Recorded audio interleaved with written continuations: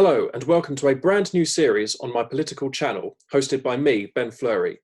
This will be a regular discussion where I will be asking questions to my father on his opinions on certain political topics and current affairs, and then I will be giving my opinion too. Today's topic, we will be discussing about the Brexit referendum, because of course tomorrow marks a big day.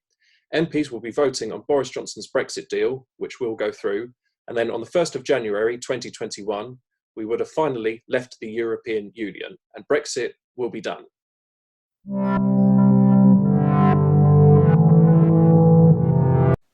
So, on today's topic, which is Brexit, the first question I want to ask you, Dad, is what was your opinion on the EU referendum at the time in 2016 when we had the referendum? And should we have had a referendum, in your opinion? Because the likes of Danny Dyer and so forth say, oh, it's David Cameron's fault, we should never have called the referendum in the first place. But is there an argument against that? Right, so two questions then. First of all, should we have had a referendum? My view is definitely yes, because it's actually to do with so much more than many of the things that have been cited in the news and quoted by people. It was actually the direction that the country and arguably the whole of Europe is going to take over the next century, arguably. If that's not important enough to have a referendum, rather than let it just be pushed through by certain politicians, 650 people, I don't know what is. So yeah, as a subject, it was so important, and it also wasn't a good enough argument to say, but the trouble is it created such division, therefore let's not have it.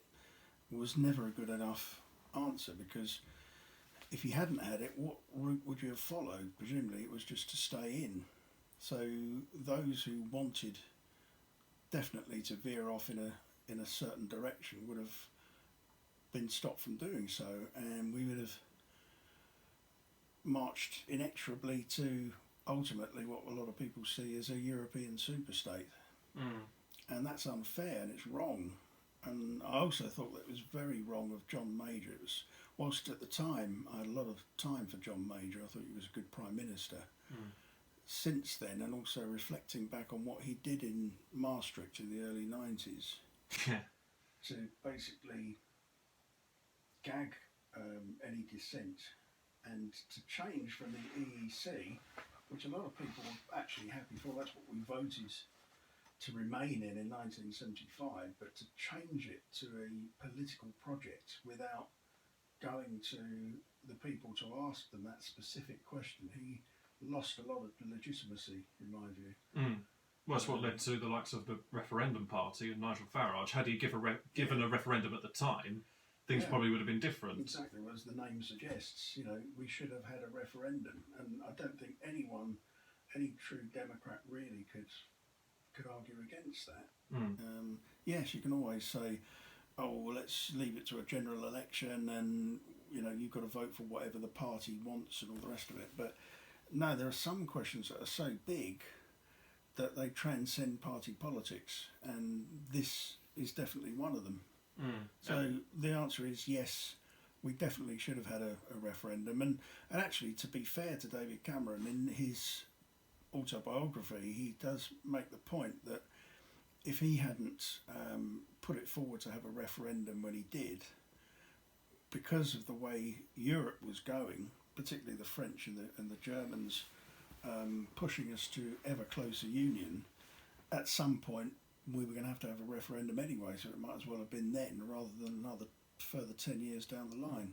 Whether you like or loathe the man, you've got to say that the threat of Nigel Farage wouldn't have gone away had he just brushed it off.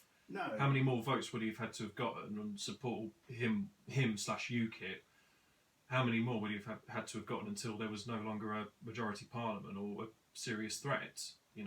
As he said in his book, I only did it because I had to stop the division, you might call it, of those that are traditionally conservative going over to Farage and UKIP. I had to put an end to it. It was a bit of a pathetic thing for people to say, oh, it was only done to remove problems within the Conservative Party.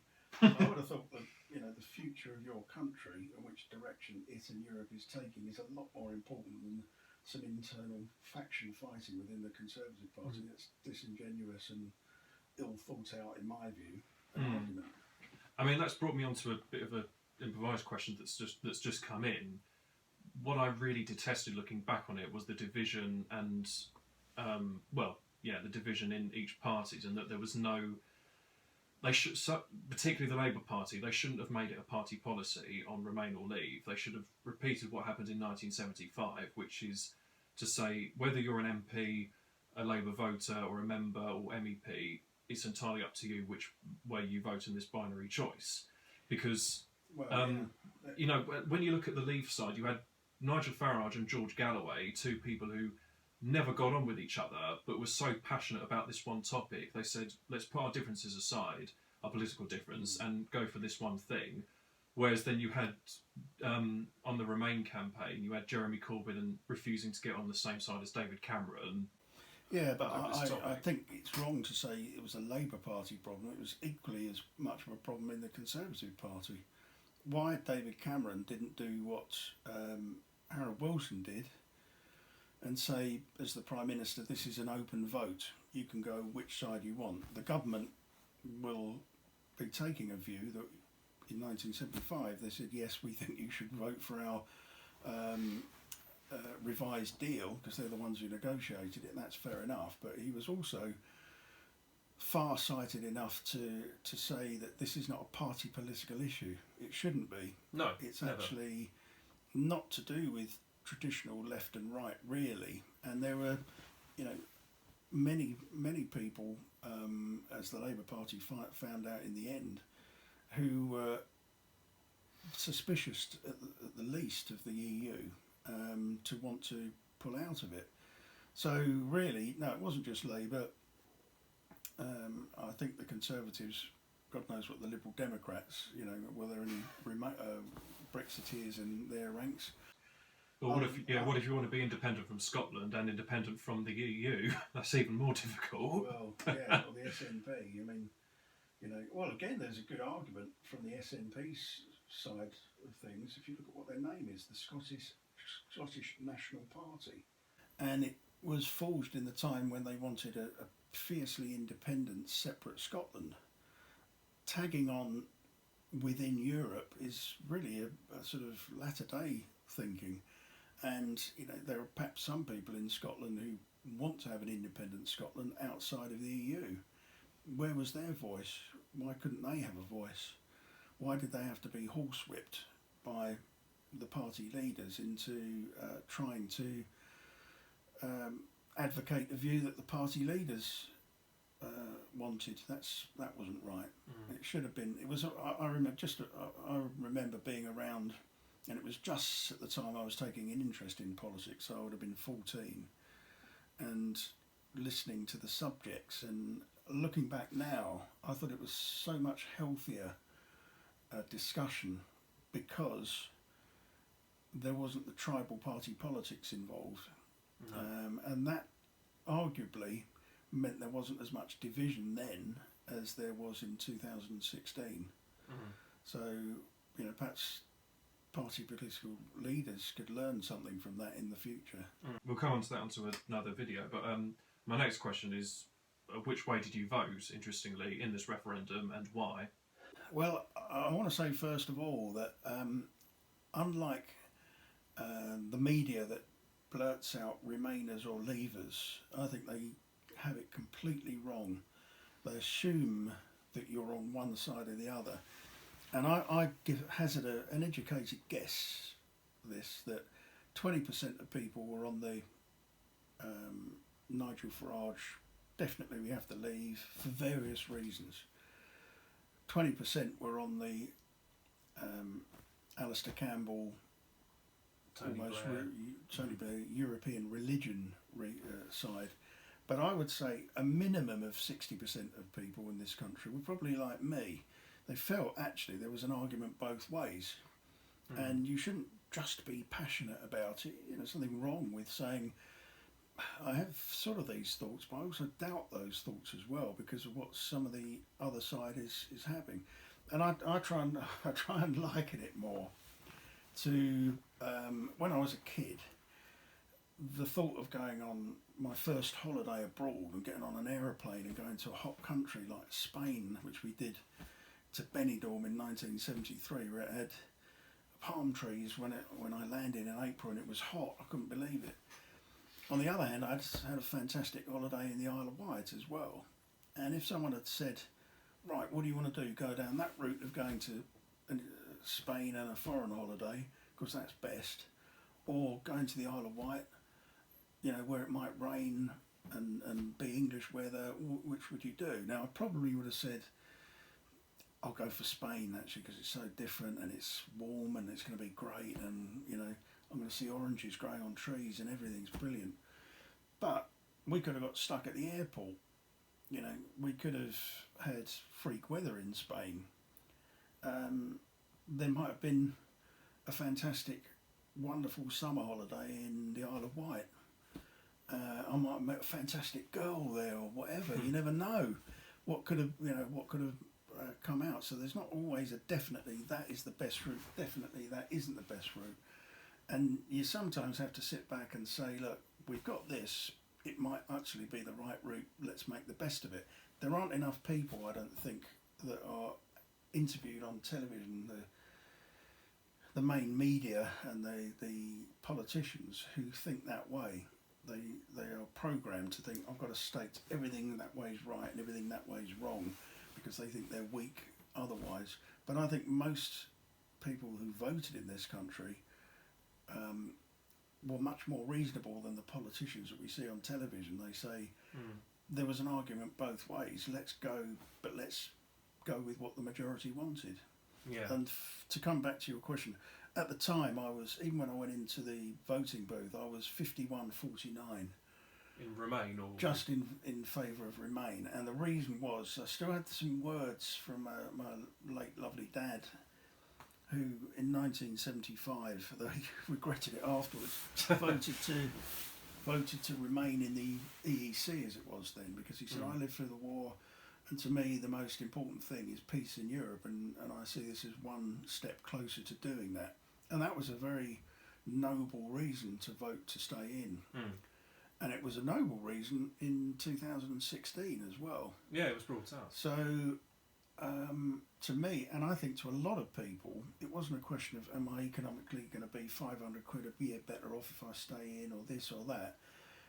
To me, it was a much broader decision.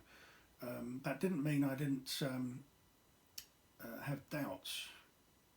And since then, I've had more and more doubts. I'd probably say now, if it came back to it again and there was a vote again, or I was transported back in time, I now probably would have voted to leave. And the reason for that is that if you look at Catalonia, that's a good example of what I'm thinking here.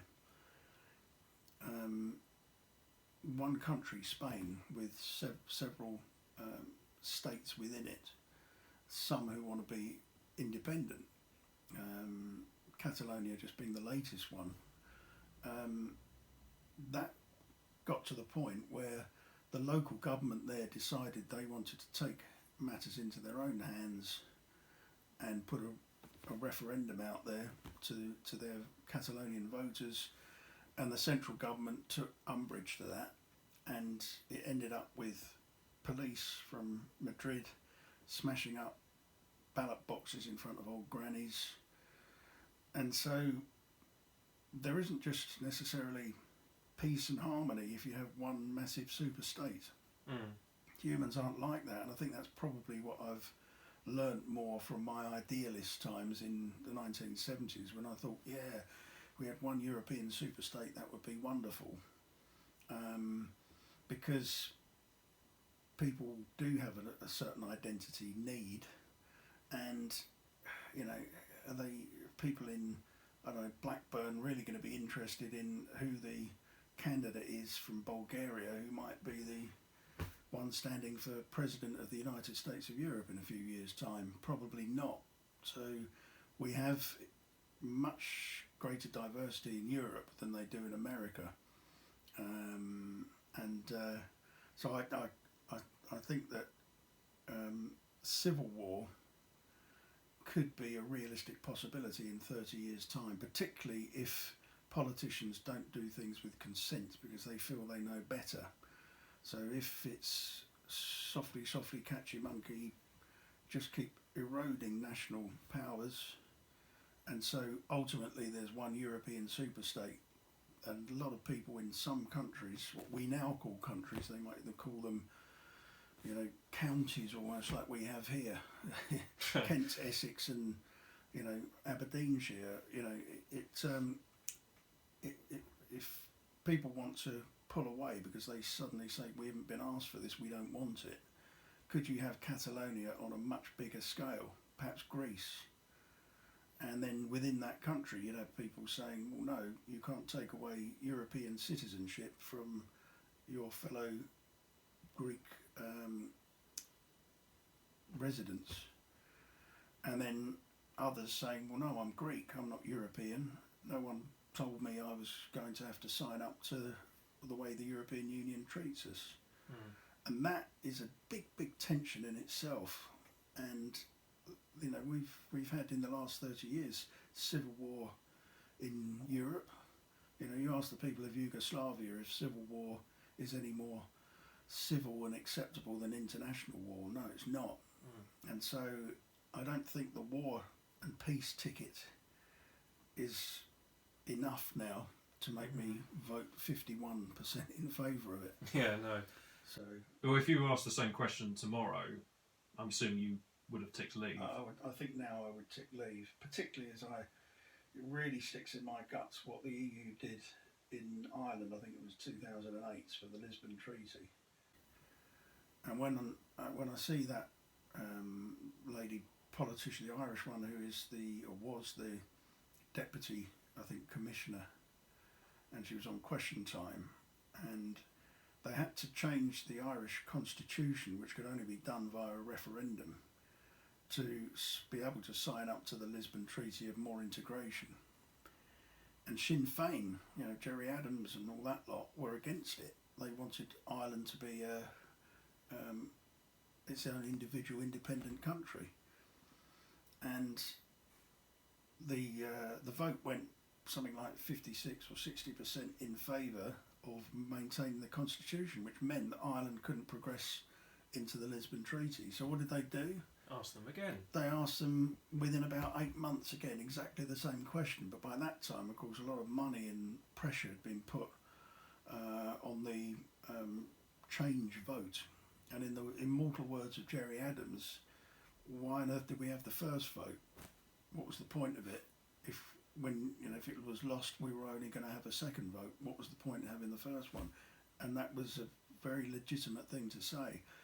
And that then leads me to think what Nigel Farage says. I do actually go along with him. It's not Europe that's the problem. It's the institution of the EU and how it's being run by people who have a certain vision, who want to cut out democracy because it's sort of inconvenient for where they want to get to. That's not good enough. You know, a few people in history have decided that because they were so convinced they were right, democracy didn't matter, and you know, we all know who they were. Well, that leads me on to the next question, really. Let me just ask Alistair Campbell, when he's bleating on about how wonderful Europe is, what do you think about that? Yeah, well, it leads me on to the next question, which personally I did worry was going to happen, but that all later changed, of course. From the moment that David Dimbleby said people have voted to leave, from then till Boris Johnson got his majority in the election last year, was there ever a period or certain periods where you thought that, despite the fact that the people of this country voted to leave, that's probably not going to happen because people can't accept the first vote, and whatever way possible, whether it's through revoking Article 50 or getting a second referendum, we'll end up going to remaining instead? I have more fear of not so much remaining, but the future direction just being latched on to the EU as a vassal state. And you know, I think even many of the most ardent Remainers couldn't really bring themselves to reject the result. I know some of them did, and many of them wanted another referendum because they couldn't accept the first result. And it's we didn't know what we were voting for, and blinding people with this great big, hairdryer politics, which would better be suited in Alex Ferguson's changing room, quite frankly, than what we heard on the television. But what I feared more is because Theresa May, who at the end of the day was a Remainer, in hindsight it was really wrong that she should have led the negotiations, but in those really dark years of 2018 and 19, I felt that the Remain politicians wanted in desperation a silver medal for themselves, which was to leave the European Union in name only, as it's been. Of course they would think that because they could convince themselves that that's really what people were voting for. Of course it wasn't. Don't tell me that someone who from the Red Wall that went in to vote to leave thought to themselves, oh, I know, let's stay in the customs union, let's stay in the single market, let's do everything other than sit at the main table. Of course they didn't think that way. So don't insult our intelligence by trying to tell us that that's really what people wanted because they didn't vote to lose their job. You don't know that. You don't have any right to say that. What was going through my mind at the time, and I know this subconsciously, I was thinking this about any politician who says, oh, we're going to get free access to Europe even if we leave, it's going to be the easiest deal ever done. I wouldn't look up and say, oh, but you promised me that. What I thought at the time was that's a bloody stupid thing to say because it's not in your gift to know that. But that doesn't mean that I have to listen to what you say. I vote the way I do for my own reasons.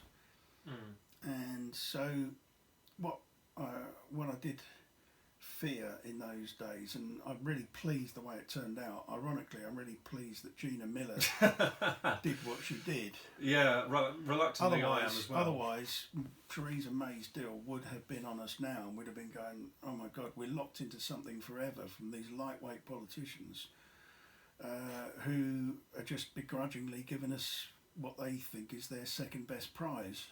Well, that's not good enough. So you either do it right and proper or you don't do it at all, was my view. So I did have a lot of sympathy with let's leave the customs union, let's leave the single market unless we can do a deal. And that means we go into a negotiation, but you can't guarantee that it's going to be successful.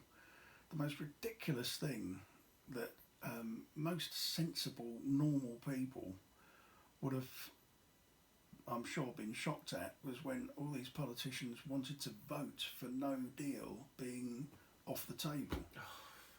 I mean, anyone who's got not much money, who might live in a council estate somewhere, who hasn't got a very solid job, knows that when they go into the market to look at trying to get a deal, they don't behave like that. And so those people are very important and special because they had a much better take on things than, comfortable politicians who just see this as a game of chess that they want to win. They're not in the real world. To go into a negotiation on behalf of your country, and it's your country you've got to bat for, not your beloved EU, really. This is what a lot of politicians can't get their head around, who are so religiously in favour of the European project. They don't realise that their own loyalty to their country is now second, and that's a terrible thing, because it means ultimately they're happy to put their children and grandchildren in a worse position because they favour the ones on the other side of the negotiating table above their own country, and that isn't a good place to be in. No, well, they should know that the first rule that you're taught in business is be prepared to walk away. Of course, and the incredible naivety of so many politicians that even said that is just incredible to so many people. In the end, I think we've now got, at the end of 2020, a really, thanks to Boris Johnson, I have to say, Not always in favour of everything does, but I think if you step back and looked at this and said to people, this is what properly leaving the EU is going to be, we won't be part of the customs union and the single market and be beholden to EU rules and the ECJ. We will be independent. That's what you want, isn't it? How many of the Leave people have said, no, it's not, we want to be shackled to the European Union rules? They didn't. That's why they wanted to vote Leave. So, yeah. In conclusion, I personally think he's done a good deal, Boris, and it's the big day tomorrow, which we'll get through, no doubt. He's given, I think, what the vast majority of people who voted to leave wanted. Now, I can't claim to be one of them because I voted Remain. However, what was more important to me was not trying to cheat and get my Remain vote to prevail, because I would just see myself as no better than, you know, a government ZANU PF party member from Robert Mugabe's government when he happens to get outvoted at the election. You know, what they do is to say other people didn't know what they were talking about, and of course we slightly look down upon them here, but it's incredible how many people in this country showed exactly that way of thinking with respect to the EU referendum. You know, 6 million people voted to revoke Article 50. Well, that's just saying, that is saying blatantly, I don't agree with democracy. Well, it wasn't just an insult to the people who voted Leave, it was also an insult to the people who voted Remain in many respects, because there was no point in them getting out of their backsides and voting. Yeah, exactly. It delegitimised the fact that, you know, you got out in the morning and went for a vote, because if you didn't intend to respect it, what was the point in doing it? So, for that reason, I'm pleased where we are now, because Remain has, you know, as it has been known, has been pushed back, and the genuine spirit of what I thought was the Leave side is effectively prevailed now. So, for that reason, I'm pleased where we are now, because Remain has, you know, as it has been known, has been pushed back, and the genuine spirit of what I thought was the Leave side is effectively prevailed now. Yeah, I think so. And credit to Boris, as Nigel Farage has said, I'm happy enough with it. Many of the other Eurosceptics of the Conservative Party are happy with it. So I think that there's not really much more we can say or do now. It's done, it's over with. And whether you like him or loathe him, he's good at getting impossible jobs done. I mean, look back to just over a year ago, he was told by the EU that we are not going to renegotiate Mrs May's deal, we're closing it for good. He went there, and what did he do? He managed to get a better deal, which I actually thought at the time, although Nigel Farage was criticised of the withdrawal agreement, I actually thought it was pretty good. Better than Mrs May's. It was, and he's done it twice. Yes. And, you know, he's taught a lot of these people how you negotiate in a negotiating position, whether that's in a, you know, market where you're haggling over some beads, or whether you're negotiating face to face with a team to do a trade agreement. It's the same principle, you know, about how you should approach it. And I have to say, I was really disheartened when I looked at Theresa May talking about the negotiation, because she looked like a school teacher who at night time went up to her flat in 10 Downing Street and read a book that said how to negotiate. You know, she looked so naive. You once described her as looking like a guest at a cocktail party who didn't want to be there. Yeah. Well, which is true. She didn't want to be there because she was never a Eurosceptic. She lied to us that she respected the referendum result and that she was prepared for us to leave during the 2017 campaign and the election. But and she told us, 108 times that we would leave deal or no deal. Yeah. And that turned out to be a complete load of bollocks, as we say. Well, disingenuous, and, you know, it showed that she wasn't genuine. She was trying to pretend that she was a good negotiator by splurting out platitudes, and people could see right through her. She would be great as a, I don't know, a Home Secretary or whatever, but to negotiate on behalf of this country, you need someone who's completely different. And Boris, and I have to say, the team that he put in place have got us to a much, much better place.